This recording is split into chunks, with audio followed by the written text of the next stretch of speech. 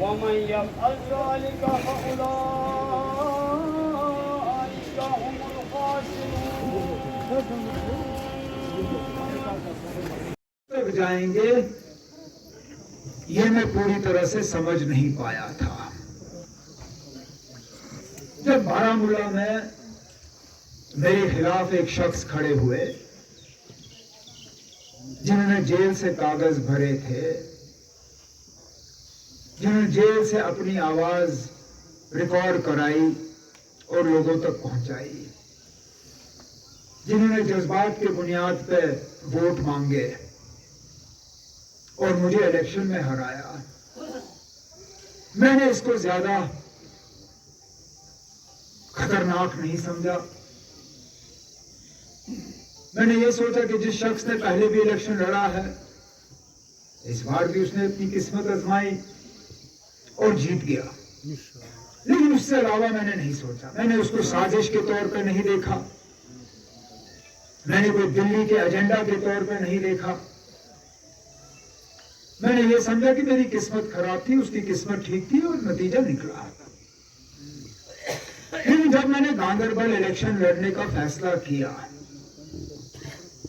और फिर खबरें आनी शुरू हुई कि जेल से एक और बाशिंदा अब मेरे खिलाफ लड़ने की बात कर रहा है, मैं मजबूर हुआ सोचने पे कि अब ये मेरे पीछे ही क्यों इन लोगों को लगाते हैं, जेल से इनको लाते हैं मेरे खिलाफ इलेक्शन लड़ने के लिए। मत इसमें कोई साजिश है।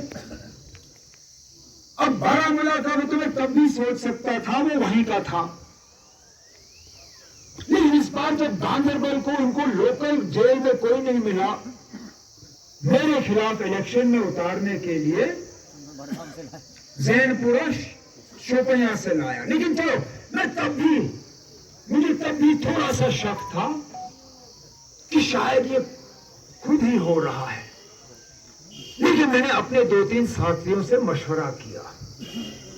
मैंने कहा ना, मैं साबित करना चाहता हूं कि ये दिल्ली की साजिश रचाई जा रही है और इसको करने का एक ही तरीका है कि हम एक और सीट जो है वो लड़ेंगे।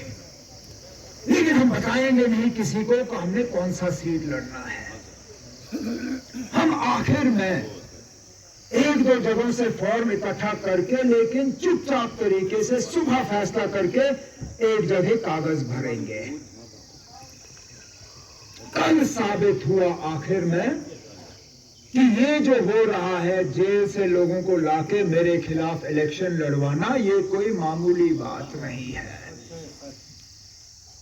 नहीं तो मुझे बताइए ना, वो शख्स पहले गांदरबल से कागज भरता है, फिर क्योंकि हमने पहले ऐलान नहीं किया कि मेरा दूसरा सीट कौन सा होगा, इससे पहले मैं एमएलए बीरवा का था, उनको शक था कि मैं बीरवा से कागज भरूंगा।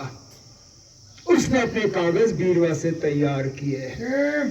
जब दोपहर को मैंने बलगाम से अपना दूसरा कागज का हिस्सा भरा, ये लोग फंस गए थे क्योंकि उन्होंने पहले बीरवा से अपनी तैयारी की थी। अब इससे आपको पता चल जाता है कि जम्मू कश्मीर में और खासकर कश्मीर में किसी और सियासतदान को दिल्ली वाले खामोश करने की कोशिश नहीं कर रहे हैं जितना वो मुझे खामोश करने की कोशिश कर रहे हैं। क्योंकि मैं जब बात करता हूं तो आपके जज्बातों की तर्जुमानी करता हूं, लोगों के मसलों की बात करता हूं, हमारे खोए हुए इज्जत की बात करता हूं। जब मैं अपनी टोपी आपके सामने फैलाता हूं, मैं सिर्फ अपने टोपी की बात नहीं करता, क्योंकि मुझे इस बात का बेहद एहसास है कि मेरी इज्जत आपकी इज्जत है, आपकी इज्जत मेरी इज्जत है। अगर आपकी इज्जत में कोई कमी आई तो मेरी इज्जत कैसे बढ़ सकती है?